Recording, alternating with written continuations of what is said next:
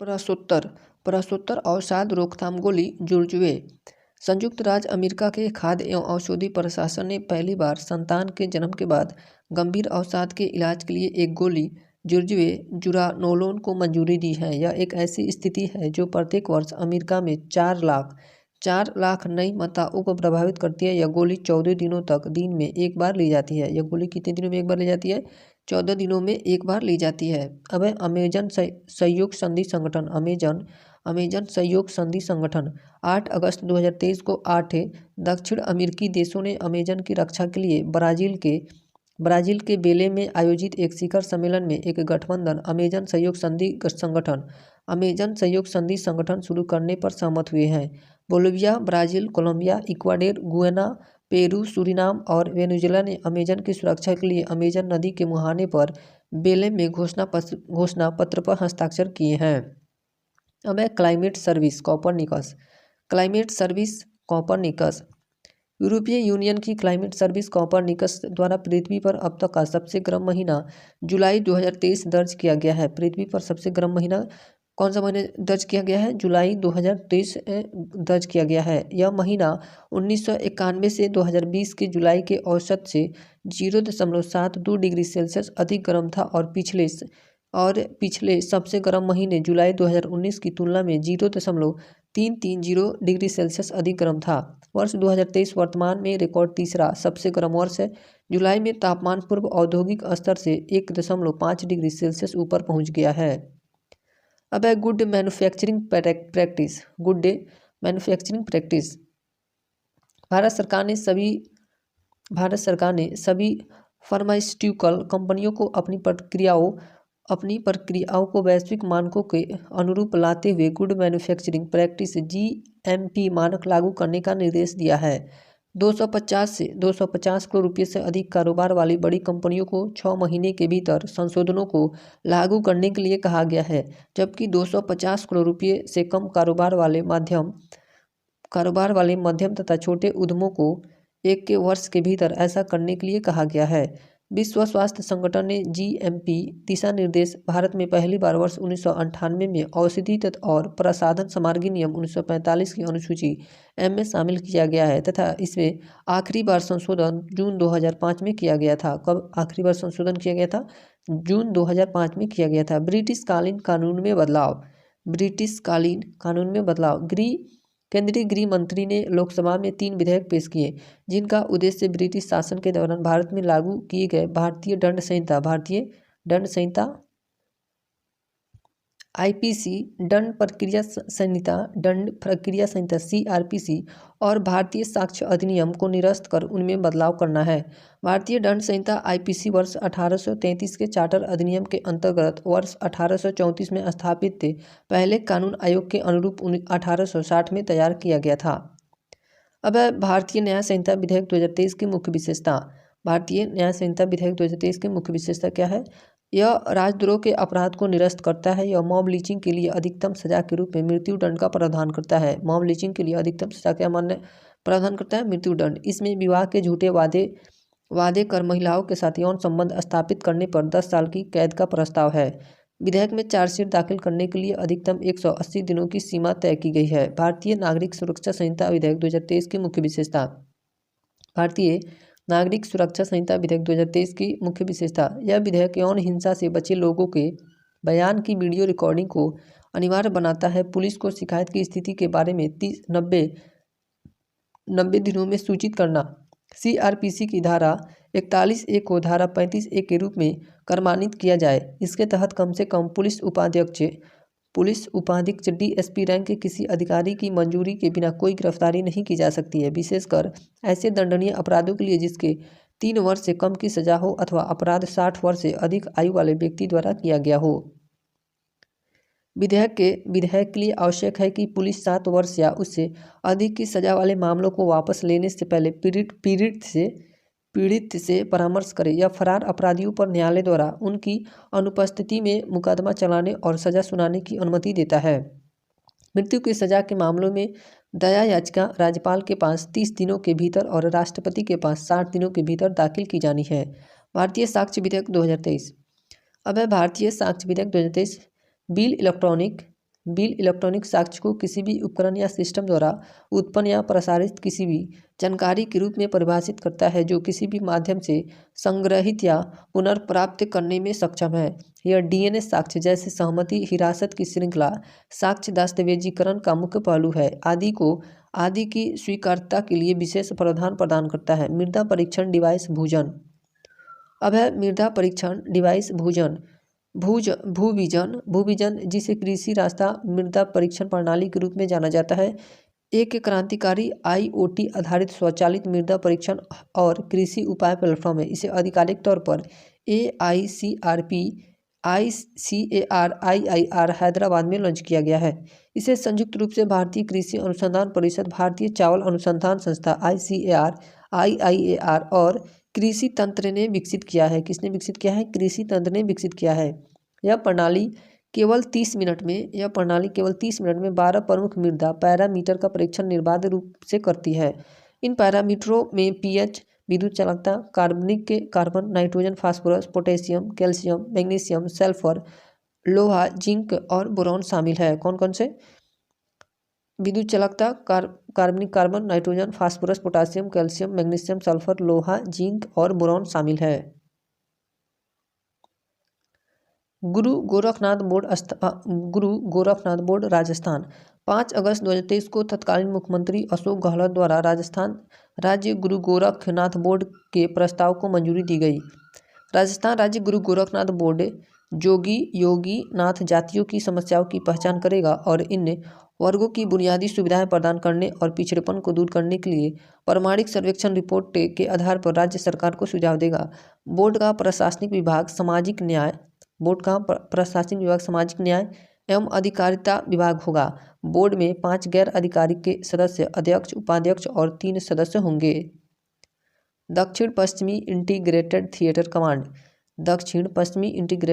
Command Bharat ने अपना पहला इंटीग्रेटेड थिएटर कमांड ITC स्थापित करने जा रहा है। इसके लिए 4 अगस्त 2023 को इंटर सर्विसेज ऑर्गेनाइजेशन कमांड नियंत्रण और अनुशासन विधेयक 2023 पारित कर दिया। पाकिस्तान और चीन के खतरे के मुकाबला करने के लिए उत्तर भारत में क्रमशः दक्षिण पश्चिम कमान के तहत जयपुर और मध्य कमान के तहत लखनऊ में 2 ITC स्थापित की जाएगी। एक समुद्री थिएटर कमांड कर्नाटक के कारवार में स्थापित होगी। एक समुद्री थिएटर कमांड कर्नाटक के कारवार में स्थापित होगी। कारवार में विशाल रणनीतिक नौसैनिक अड्डे को प्रोजेक्ट सीबर्ड के तहत विस्तारित किया जा रहा है। थिएटर कमांडर 4 सितारा रैंक के अधिकारी होंगे। सभी कमांडर सैन्य मामलों के विभाग DMA को रिपोर्ट करेंगे, जिसका नेतृत्व CDS करेंगे। केरल राज्य का नया नाम क्या है? केरलम। 9 अगस्त 2023 को मुख्यमंत्री पिनराई विजयन के नेतृत्व में केरल विधानसभा ने एक प्रस्ताव पारित कर केंद्र से संविधान और सभी कार्यालय रिकॉर्ड में राज्य का नाम बदलकर केरलम करने का आग्रह किया। नए नाम केरलम के लिए केंद्र से संविधान के अनुच्छेद 3 और 8वीं अनुसूची के तहत तत्काल कदम उठाने का अनुरोध किया है। अनुच्छेद 3 नए राज्यों के गठन और मौजूदा राज्यों के क्षेत्रों, सीमाओं या नामों में परिवर्तन से संबंधित है। अब है उच्चतम पवन ऊर्जा क्षमता। नवीन और नवीकरणीय ऊर्जा मंत्रालय ने भारत की पवन ऊर्जा क्षमता के विषय में ऊर्जा क्षमता वाले प्रमुख राज्यों संबंधित तथ्य प्रस्तुत किए हैं। अप्रैल 2023 तक 42.8 गीगावाट तटीय पवन के स्थापित पवन ऊर्जा क्षमता के साथ भारत, चीन, संयुक्त राज्य अमेरिका और जर्मनी के बाद विश्व स्तर पर चौथे स्थान पर है। भारत कौन सा स्थान पर है? चौथा स्थान पर है। राष्ट्रीय पवन ऊर्जा संस्थान द्वारा किए जाने वाले पवन संस्थान मूल्यांकन से देश भर में सतह से 120 मीटर और 150 मीटर ऊपर क्रमशः लगभग 695.5 गीगावाट और 1164 गीगावाट की अनुमानित पवन ऊर्जा क्षमता का पता चलता है। 120 मीटर ऊपर पवन ऊर्जा क्षमता गीगावाट में गुजरात 142.56, राजस्थान 127.75, कर्नाटक 124.15। 150 मीटर ऊपर पवन ऊर्जा क्षमता गीगावाट में राजस्थान 284.25, गुजरात 180.79, महाराष्ट्र 173.86। रोहिणी आयोग। अब है रोहिणी आयोग अन्य पिछड़ा वर्ग OBC जाति समूह के उपवर्गीकरण के लिए न्यायमूर्ति G रोहिणी की अध्यक्षता वाले आयोग ने इस मुद्दे पर अपनी अंतिम रिपोर्ट सामाजिक न्याय और अधिकारिता मंत्रालय को सौंप दी। रिपोर्ट अभी सार्वजनिक नहीं की गई है। सरकार ने 2017 में दिल्ली उच्च न्यायालय के पूर्व मुख्य न्यायाधीश न्यायमूर्ति जी रोहनी की अध्यक्षता में आयोग का गठन किया था। केंद्रीय सूची में 2633 अन्य पिछड़ी जातियां हैं। आयोग ने उन्हें 4 उपश्रेणियों क्रमांक 1, 2, 3 और 4 में विभाजित करने और 27% को क्रमशः 2, 6, 9 और 10% में विभाजित करने का प्रस्ताव दिया है। अब है कृषि डेटा एक्सचेंज और कृषि डेटा प्रबंधन फ्रेमवर्क। कृषि डेटा एक्सचेंज और कृषि डेटा प्रबंधन फ्रेमवर्क तेलंगाना के सूचना प्रौद्योगिकी और उद्योग मंत्री के तारक रामाराव ने हैदराबाद में भारत का पहला कृषि डेटा एक्सचेंज एडेक्स और कृषि डेटा प्रबंधन फ्रेमवर्क ADMF लॉन्च किया है। कृषि डेटा एक्सचेंज को कृषि क्षेत्र के लिए एक डिजिटल सार्वजनिक बुनियादी ढांचे के रूप में विकसित किया गया है और यह राज्य सरकार, विश्व आर्थिक मंच और भारतीय विज्ञान संस्थान के बीच एक सहयोग है। ADEX और ADMF दोनों उद्योग और स्टार्टअप द्वारा कृषि डेटा के उचित और कुशल उपयोग को सुनिश्चित करने के लिए सही मंच प्रदान करते हैं। Interpol global academy network. अब है इंटरपोल ग्लोबल एकेडमी नेटवर्क। 8 अगस्त 2023 केंद्रीय जांच ब्यूरो CBI अकादमी सिंगापुर स्थित Interpol global complex for innovation के कार्यक्रम में इंटरपोल ग्लोबल अकादमी नेटवर्क में शामिल हो गई और 10वां सदस्य बन गया। गाजियाबाद स्थित CBI अकादमी अपराध जांच, अभियोजन और सतर्कता कार्यप्रणाली के क्षेत्र में एक प्रमुख प्रशिक्षण संस्था है। 3 साल पुराने इंटरपोल ग्लोबल एकेडमी नेटवर्क का लक्ष्य कानून प्रवर्तन प्रशिक्षण के लिए वैश्विक दृष्टिकोण का नेतृत्व करने में इंटरपोल समर्थन करना है। NCERT पाठ्य पुस्तकों में संशोधन। NCERT पाठ्य पुस्तकों में संशोधन। केंद्र सरकार ने नोटिफिकेशन जारी कर स्कूल सिलेबस में संशोधन करने और नई NCERT पाठ्य पुस्तकों को विकसित करने की प्रक्रिया के अंतिम चरण की शुरुआत के लिए एक समिति बनाई। महेश चंद्र पंत इस 19 सदस्यीय समिति के अध्यक्ष बनाए गए हैं। वे national institute of educational and planning in administration के चांसलर है। सह अध्यक्ष प्रिंसटन यूनिवर्सिटी के प्रोफेसर मंजुल भार्गव को सौंपी गई है। इसका कार्य कक्षा 3 से 12वीं तक छात्रों का सिलेबस तैयार करना है। इस समिति का लक्ष्य है कि शैक्षणिक ढांचा तैयार करना है जो सांस्कृतिक और क्षेत्रीय विविधता को अपनाते हुए समकालीन जरूरतों के अनुरूप हो। अब है कार्बन लाइट मेट्रो ट्रैवल पहल। Delhi metro rail corporation DMRC ने अपने टिकटों के माध्यम से यात्रियों को कार्बन डाइऑक्साइड CO2 उत्सर्जन में कमी के बारे में जागरूक करने के लिए कार्बन लाइट मेट्रो ट्रैवल नामक अपनी नवीनतम पहल शुरू की है। इस पहल के माध्यम से यात्रियों को अब सड़क आधारित मोटर वाहनों की तुलना में मेट्रो यात्रा के दौरान कार्बन डाइऑक्साइड CO2 उत्सर्जन की औसत मात्रा के बारे में सूचित किया जाएगा। भारत का पहला 3D मुद्रित डाकघर भवन केंद्रीय रेलवे, संचार और सूचना प्रौद्योगिकी मंत्री अश्विनी वैष्णव ने कैम्ब्रिज लेआउट, बेंगलुरु में 43 दिनों में बने भारत के पहले 3D मुद्रित डाकघर भवन का उद्घाटन किया है। इसका निर्माण IIT मद्रास और लॉर्सन एंड टूब्रो ने किया है। इसका निर्मित क्षेत्र 1000 वर्ग फुट है। अब है प्रोजेक्ट क्लैप क्या है? 16 अगस्त 2023 को उत्तराखंड के राज्यपाल लेफ्टिनेंट जनरल गुरमीत सिंह सैनी ने राजभवन देहरादून में स्कूल शिक्षा विभाग की सतत शिक्षण पहुंच परियोजना क्लैप का शुभारंभ किया। इसके साथ ही मोबाइल ई-लर्निंग वाहन को हरी झंडी दिखाकर रवाना किया। क्लैप को शिक्षा विभाग ने NCERT के मार्गदर्शन और कंप्यूटर निर्माता कंपनी HP के सहयोग से तैयार किया है। यह वाहन सुदूर ग्रामीण क्षेत्रों के सरकारी स्कूलों में प्राथमिक से कक्षा 12 तक छात्रों को ऑनलाइन और ऑफलाइन मोड पर डिजिटल सामग्री प्रदान करेगा। अब है 69वीं 69 नेहरू ट्रॉफी बोट रेस। 12 अगस्त 2023 को Nehru trophy boat race NTBR का 69वां संस्करण अल्लापुझा में पुनमद्दा झील पर आयोजित किया गया। इसका उद्घाटन मुख्यमंत्री पिनराई विजयन ने किया। इस वर्ष की दौड़ में 9 श्रेणियों के तहत 19 से चंदन वल्लम स्नेक बोट सहित 72 नावों ने भाग लिया। पल्लाथुर्ती बोट क्लब ने 4:21:22 के समय के साथ नेहरू ट्रॉफी बोट रेस में लगातार चौथा खिताब जीता है। लोटस की नई किस्में नमो 108। लोटस की नई किस्में नमो 108। CSIR राष्ट्रीय वनस्पति अनुसंधान संस्थान CSIR NBRI लखनऊ में राष्ट्रीय फूल लोटस की एक के असाधारण किस्में नमो 108 लॉन्च किए। इस अद्वितीय फूल में 108 पंखुड़ियाँ है। नमो 108 कमल की किस्म का विकास मणिपुर के पौधे से किया गया है। कहाँ से? मणिपुर के पौधे से किया गया है। यह पहली लोटस किस्म है जिसका जीनोम पूरी तरह से अनुक्रमित है। यह पौधा कभी भी विलुप्त या लुप्तप्राय नहीं होगा। इसके अतिरिक्त एलोवेरा के NBRI निहार किस्म का अनावरण किया। एल्बोरा का कौन सा किस्म? NBRI किस्म का अनावरण किया जो पारंपरिक एल्बोरा पौधों की तुलना में 2.5 गुना अधिक जेल प्रदान करता है।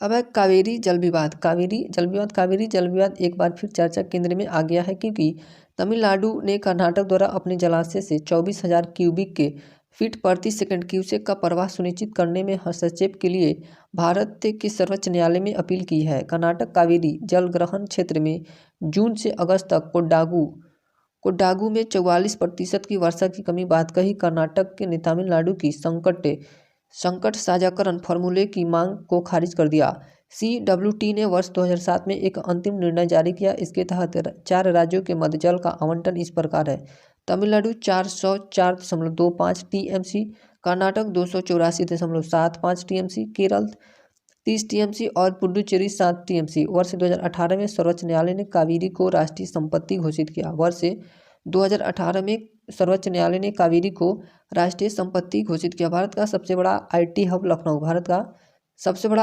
हब लखनऊ। मुख्यमंत्री योगी आदित्यनाथ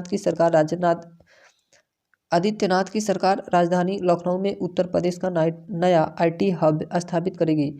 उत्तर प्रदेश राज्य के निर्माण निगम UPRNN नोडल निकाय होगा। सरकार अगले 5 वर्षों में लखनऊ को भारत के 8वें मैग्नेट सिटी के रूप में विकसित करने की योजना बना रही है। IT हब को 3 हिस्सों में बांटा जाएगा जिसमें IT park, business park, international incubation facility centre शामिल है।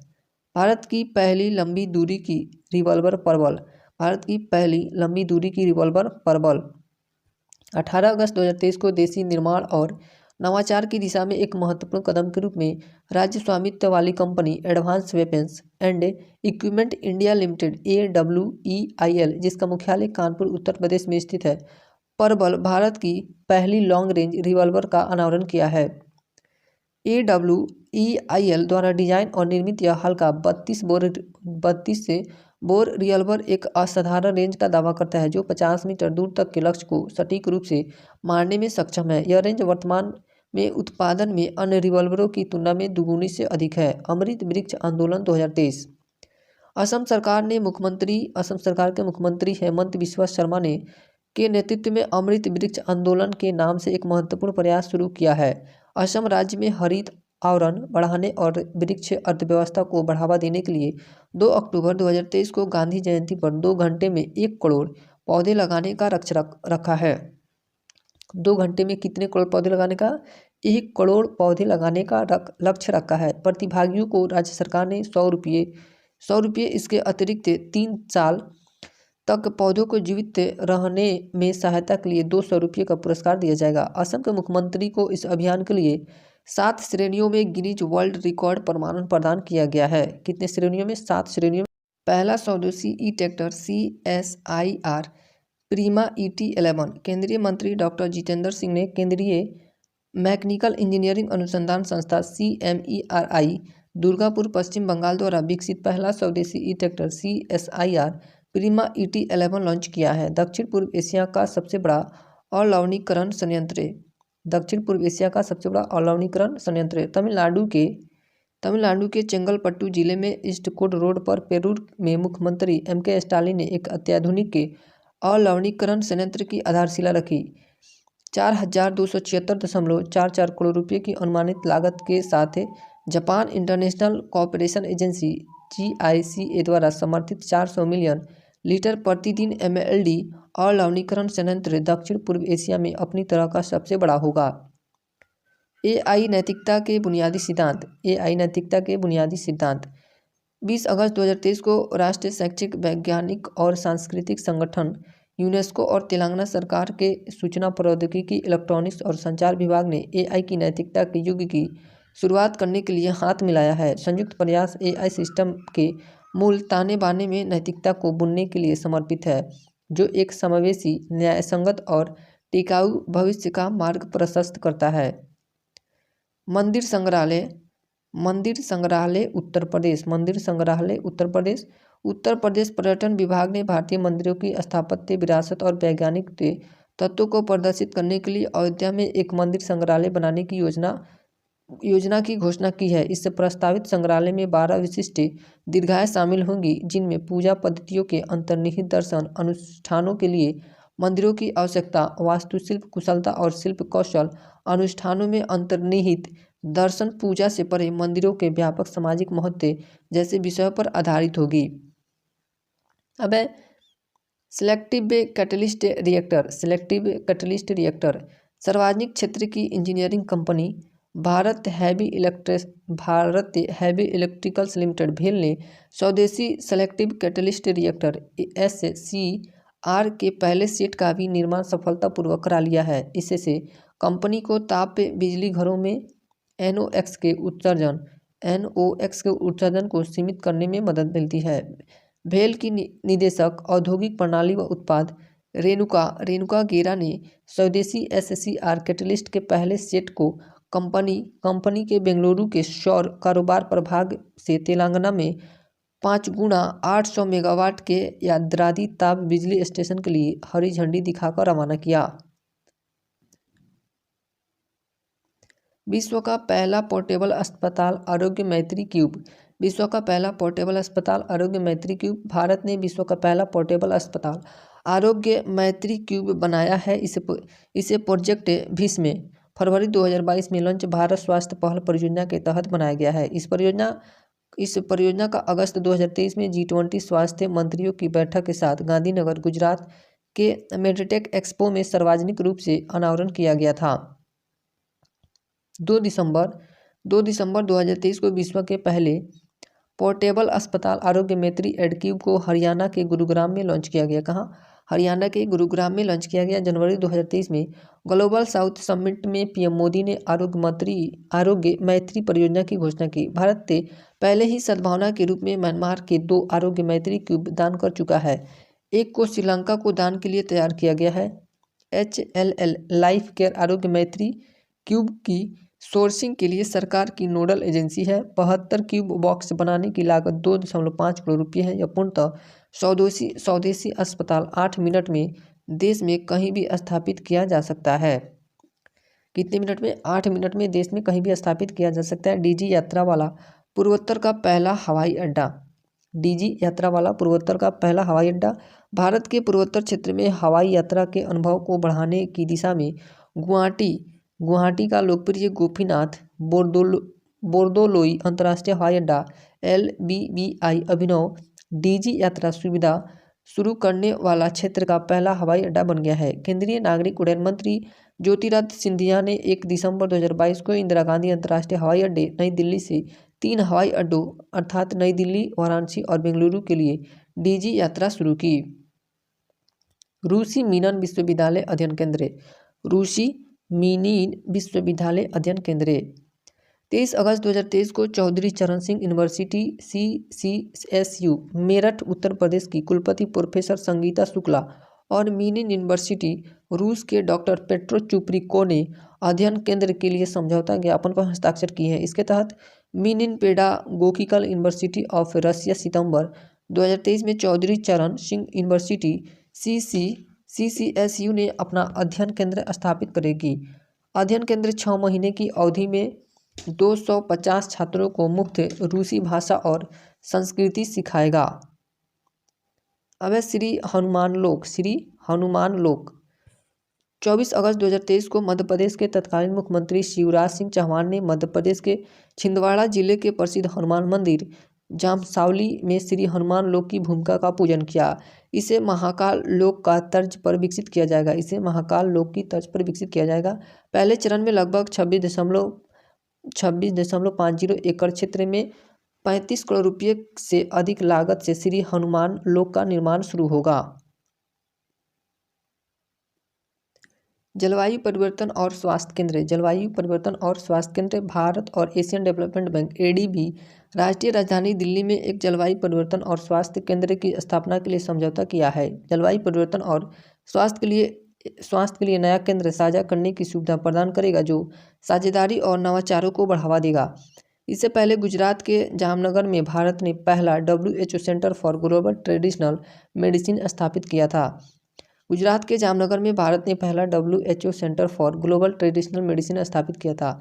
ABDM माइक्रोसॉफ्ट राष्ट्रीय स्वास्थ्य प्राधिकरण ने देश में Ayushman Bharat digital mission ABDM को त्वरित रूप से अपनाने के लिए 100 माइक्रोसॉफ्ट परियोजना की घोषणा की थी। 23 अगस्त 2023 को मिजोरम अपनी राजधानी आइजोल में ABDM माइक्रोसॉफ्ट संचालित करने वाला भारत का पहला राज्य बन गया है। इसके तहत क्षेत्र में निजी क्लिनिकों, छोटे अस्पतालों और प्रयोगशालाओं सहित सभी स्वास्थ्य सुविधाओं को ABDM सक्षम बनाया जाएगा और मरीजों को डिजिटल स्वास्थ्य सेवाएं भी प्रदान की जाएंगी।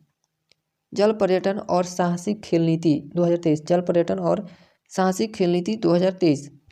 1 अगस्त 2023 को उत्तर प्रदेश कैबिनेट ने राज्य को जल पर्यटन और साहसिक खेल गंतव्य बनाने के लिए जल पर्यटन और साहसिक खेल नीति को मंजूरी दी है। यह नीति सरकार द्वारा अधिसूचित तिथि से 10 वर्षों तक वैध होगी। नीति के तहत संभागीय स्तर पर साहसिक खेल इकाइयों की एक नोडल एजेंसी बनाएगी। भारत का पहला AI स्कूल तिरुवनंतपुरम। भारत का पहला AI स्कूल कौन है? तिरुवनंतपुरम। संयुक्त राज्य अमेरिका के शिक्षा platform I learning engines ILE और वैदिक स्कूल ने भारत का पहला AI स्कूल केरल के तिरुवनंतपुरम में लॉन्च किया है। इसका उद्घाटन भारत के पूर्व राष्ट्रपति रामनाथ कोविंद ने किया था। इसके जरिए 8वीं से 12वीं कक्षा के छात्रों को AI तकनीकी रूप से संचालित शैक्षिक अनुभव प्रदान करना है, जो पारंपरिक शिक्षण विधियों से परे संसाधन, उपकरण और मार्गदर्शन प्रदान करता है। अब है PET से बनी पीने की पानी की बोतल पर प्रतिबंध। PET से बनी पीने की पानी की बोतल पर प्रतिबंध। असम के मुख्यमंत्री हेमंत बिस्वा शर्मा। कौन? हेमंत बिस्वा शर्मा ने 2 अक्टूबर 2023 से 1 लीटर से कम यात्रा वाली पॉलीथीन टेरेफ्लेट PET से बनी पीने की पानी की बोतलों पर प्रतिबंध लगा दिया है। इसे नोटिफिकेशन के अनुसार प्लास्टिक को बनाने, खरीदने, बेचने और स्टॉक करने पर प्रतिबंध लगाया गया है। 1000 मिलीलीटर से कम क्षमता वाली प्लास्टिक की पानी की बोतलों पर प्रतिबंध पर्यावरण संरक्षण अधिनियम 1986 के दायरे में आता है। अब है प्रोजेक्ट एम्बर कौशल विकास और उद्यमिता मंत्रालय, जनरेशन इंडिया फाउंडेशन और Amazon web services India private limited के साथ साझेदारी में युवाओं को क्लाउड कौशल प्रशिक्षण प्रदान करने के लिए प्रोजेक्ट एम्बर AMBER बेहतर रोजगार और प्रतिधारणा के लिए त्वरित मिशन लागू किया है। यह परियोजना कौशल विकास और उद्यमिता मंत्रालय और GIF के तत्वावधान में राष्ट्रीय कौशल विकास निगम की एक संयुक्त पहल है। अब छठा राष्ट्रीय पोषण माह सितंबर। 1 सितंबर 2023 को छठा राष्ट्रीय पोषण माह शुरू हुआ, जिसे सरकार द्वारा इस वर्ष सितंबर में पूरे महीने इसे मनाया गया। केंद्र सरकार की प्रमुख पहल पोषण अभियान ने गर्भवती महिलाओं, दूध पिलाने वाली माताओं, किशोरियों और 6 वर्ष से कम आयु के बच्चों को व्यापक रूप से पौष्टिक आहार की आपूर्ति मजबूत करने में महत्वपूर्ण भूमिका निभाई है। इस वर्ष योजना के तहत पूरे जीवन चक्र में कुपोषण की समस्या से निपटने का लक्ष्य रखा गया है। अब है आधार से संबंधित जन्म पंजीकरण नागालैंड। आधार से संबंधित जन्म पंजीकरण नागालैंड ने 0 से 5 वर्ष के आयु के बच्चों के लिए जन्म पंजीकरण की सुविधा के लिए आधार लिंक्ड जन्म पंजीकरण ALBR पहल शुरू की है। इस पहल के साथ नागालैंड पूर्वोत्तर क्षेत्र में ऐसा करने वाला पहला राज्य बन गया है। इस अग्रणी पहल का उद्देश्य 5 वर्ष तक के बच्चों के लिए आधार नामांकन को एकत्रित करके जन्म पंजीकरण को सुव्यवस्थित करना है। अब लिम्का बुक रिकॉर्ड तिरुवतीराकल्ली नृत्य।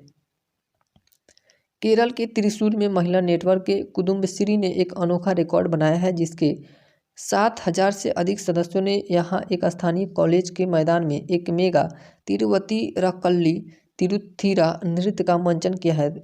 7027 नर्तकियों के कारण प्रदर्शन को पहले ही लिम्फा बुक ऑफ वर्ल्ड रिकॉर्ड्स और टैलेंट्स वर्ल्ड रिकॉर्ड्स में जगह मिल चुकी है। तिरुवत्तुराकल्ली केरल का एक पारंपरिक समूह नृत्य है जिसका मंचन मुख्य रूप से ओणम त्यौहार के दौरान किया जाता है। किस त्यौहार के दौरान किया जाता है? ओणम त्यौहार के दौरान किया जाता है। राष्ट्रीय जनमत संग्रह वॉयस टू पार्लियामेंट ऑस्ट्रेलिया। राष्ट्रीय जनमत संग्रह voice to parliament Australia. Australia ने अपने संविधान में देश के मूल निवासियों को मान्यता देने के लिए वॉयस टू पार्लियामेंट एक ऐतिहासिक राष्ट्रीय जनमत संग्रह का आयोजन किया है। सभी 6 राज्यों ने 60% मतदाताओं को वॉयस प्रस्ताव को अस्वीकार कर दिया। यदि पारित हो जाता तो स्वदेशी ऑस्ट्रेलियाई जिनके पूर्वज कम से कम 60,000 वर्षों से महाद्वीप पर रह रहे हैं को पहली बार संविधान में मान्यता प्रदान की जाती। एनटी रामाराव स्मृति में 100 रुपये का सिक्का जारी। एनटी रामाराव स्मृति में 100 रुपये का सिक्का जारी। राष्ट्रपति द्रौपदी मुर्मू ने राष्ट्रपति भवन के सांस्कृतिक केंद्र में महान अभिनेता और आंध्र प्रदेश के पूर्व मुख्यमंत्री स्वर्गीय एनटी रामाराव के जन्म शताब्दी के उपलक्ष्य में एक 100 रुपये का स्मारक सिक्का जारी किया। केंद्रीय वित्त मंत्रालय के निर्देश पर एनटीआर स्मारक सिक्का हैदराबाद में भारत सरकार टकसाल आईईजीएम में मुद्रित किया गया।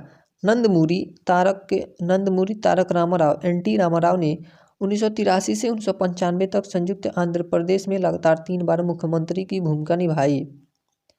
अब भारत की पहली gorilla glass manufacturing facility. Bharat की पहली गोरिल्ला ग्लास मैन्युफैक्चरिंग फैसिलिटी।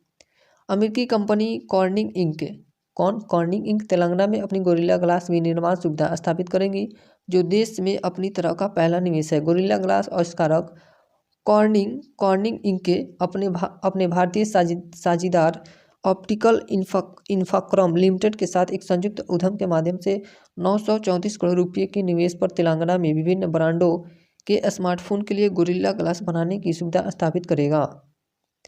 अब है गब्बॉन में सैन्य तख्तापलट। गब्बॉन में क्या हुआ है? सैन्य तख्तापलट हुआ है। अफ्रीकी देश गब्बॉन में सैनिक विद्रोह के बाद सेना के अधिकारियों ने जनरल ब्राइस क्लोटायर ओलुगोई न्यूगेएमा को देश का कार्यवाहक नेता चुना। सैन्य कर्मियों ने एक समूह ने राज्य टेलीविजन पर यह घोषणा की कि वे राष्ट्रपति चुनाव के परिणामों को पलटने के लिए सत्ता पर कब्जा कर रहे हैं। एक ऐसे राष्ट्रपति को हटाने की मांग कर रहे हैं जिसका परिवार लगभग 56 वर्षों से सत्ता पर काबिज है। अब है एक राष्ट्र एक चुनाव समिति। 1 सितंबर 2023 को केंद्रीय संसदीय कार्य मंत्रालय फहाद जोशी ने कहा है कि सरकार ने लोकसभा और राज्य विधानसभाओं के एक साथ चुनाव कराने की संभावना का आकलन करने के लिए पूर्व राष्ट्रपति रामनाथ कोविंद की अध्यक्षता में एक समिति गठन किया है। वर्ष 1967 तक लोकसभा और राज्य विधानसभाओं के चुनाव एक साथ हुआ करते थे। वर्ष 1967 तक लोकसभा और राज्य विधानसभाओं के चुनाव एक साथ हुआ करते थे। वर्ष 1999 में विधि आयोग की 117वीं रिपोर्ट और 2018 में भी विधि आयोग की एक साथ चुनाव के कार्यान्वयन का समर्थन करते हुए एक मसौदा रिपोर्ट प्रस्तुत की। डिम्ड यूनिवर्सिटी का दर्जा एनसीईआरटी। डिम्ड यूनिवर्सिटी का दर्जा एनसीईआरटी। 1 सितंबर 2023 को केंद्रीय शिक्षा मंत्री धर्मेंद्र प्रधान ने एनसीईआरटी के 63वें स्थापना दिवस पर घोषणा की कि एनसीईआरटी को डिम्ड विश्वविद्यालय की दर्जा दिया गया। इस नई स्थिति के साथ एनसीईआरटी अपने शैक्षणिक के क्षितिज का उल्लेखनीय रूप से विस्तार करते हुए स्नातकोत्तर और डॉक्टरेट डिग्री प्रदान करने के लिए तैयार है। एनसीईआरटी 1961 में सोसाइटी अधिनियम के तहत स्थापित है जिसका मुख्यालय नई दिल्ली में है। एनसीईआरटी का मुख्यालय कहाँ है? नई दिल्ली में है तथा भोपाल, अजमेर, भुवनेश्वर, मैसूर और शिलोंग में क्षेत्रीय केंद्र हैं।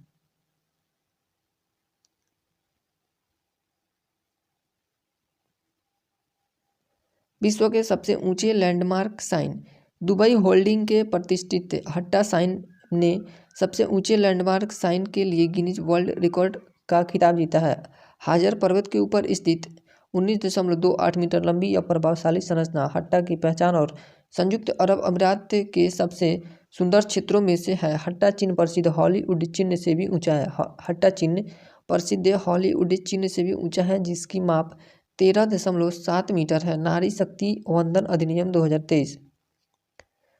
अब नारी शक्ति अधिनियम 2023 19 सितंबर 2023 को नए संसद भवन में स्थानांतरित होने के बाद पहले बड़े कदम में सरकार ने संसद के निचले सदन, राज्य विधानसभाओं और दिल्ली विधानमंडल में महिलाओं को 1/3 33% आरक्षण प्रदान करने के लिए महिला आरक्षण विधेयक नारी शक्ति वंदन अधिनियम लोकसभा में पेश किया। इस विधेयक को कानून मंत्री अर्जुन राम मेघवाल द्वारा संविधान के 128वें संशोधन विधेयक 2023 के तहत लोकसभा में पेश किया गया।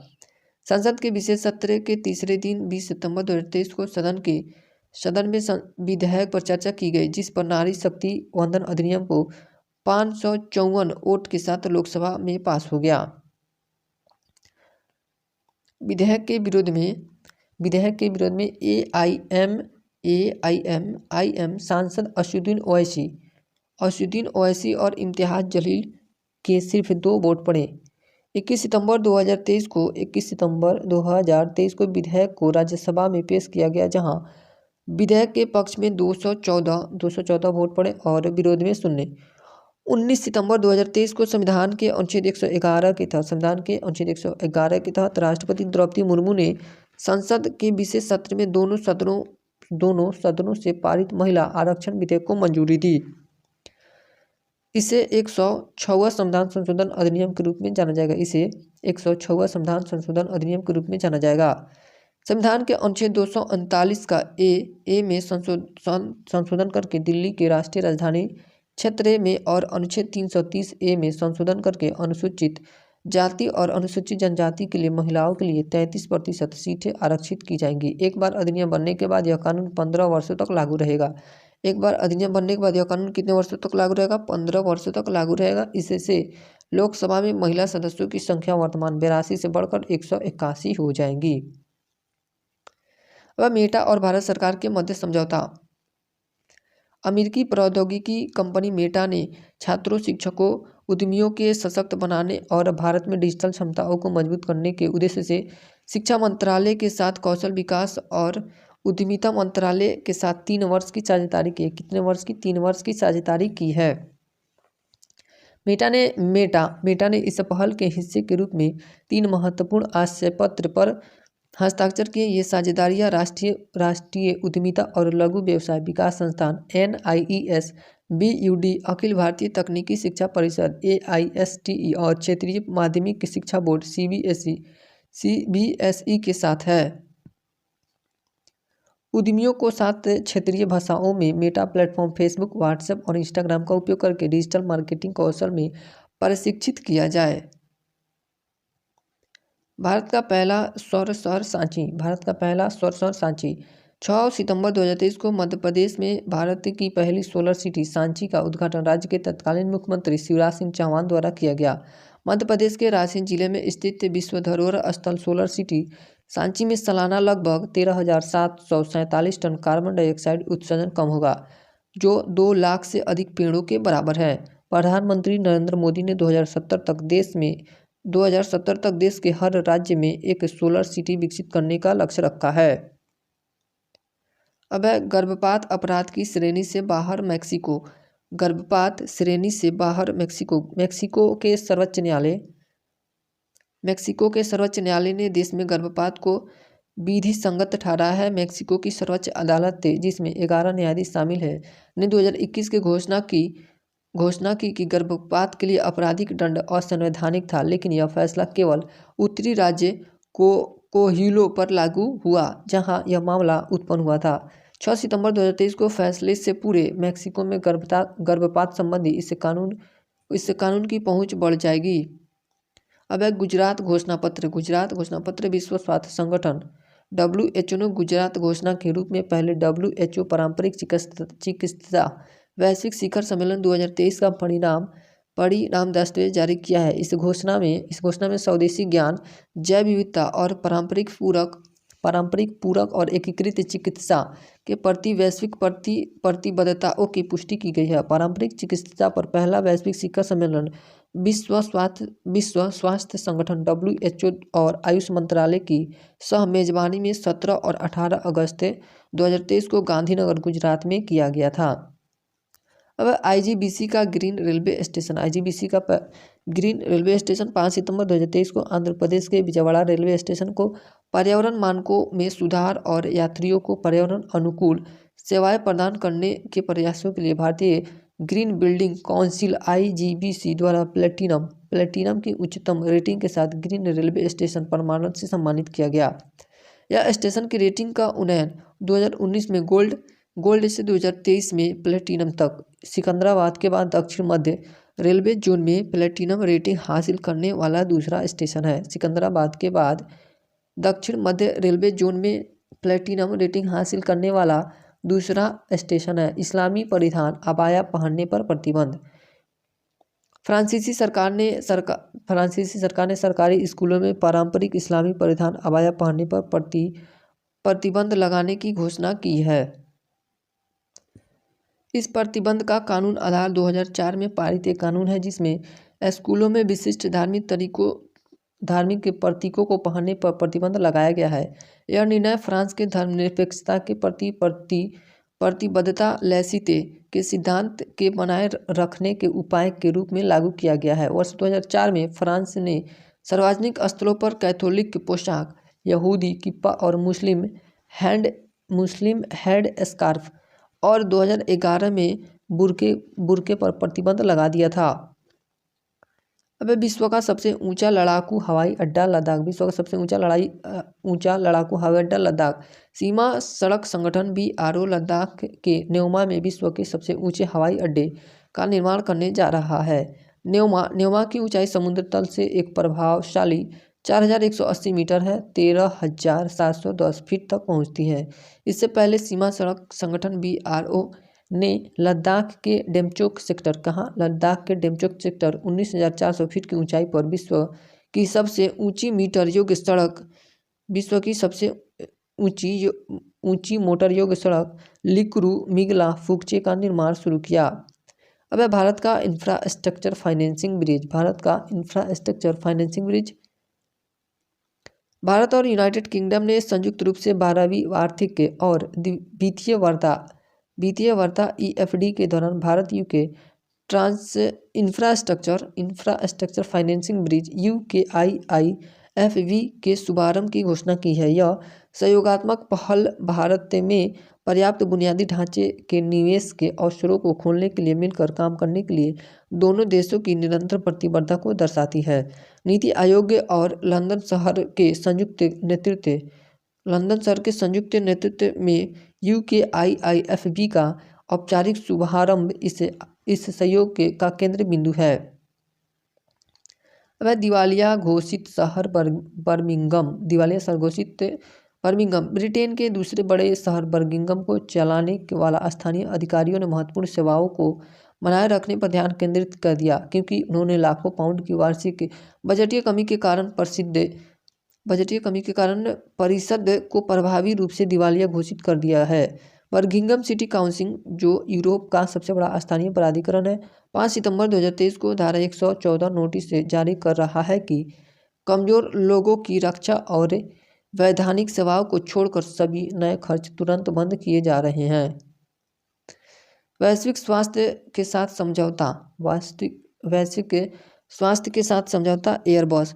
भारतीय रेलवे के गति शक्ति विश्वविद्यालय GSW बड़ौदा गुजरात और एयरबेस ने भारतीय विमानन क्षेत्र को महत्वपूर्ण रूप से मजबूत करने के एक समझौता ज्ञापन पर हस्ताक्षर किए हैं।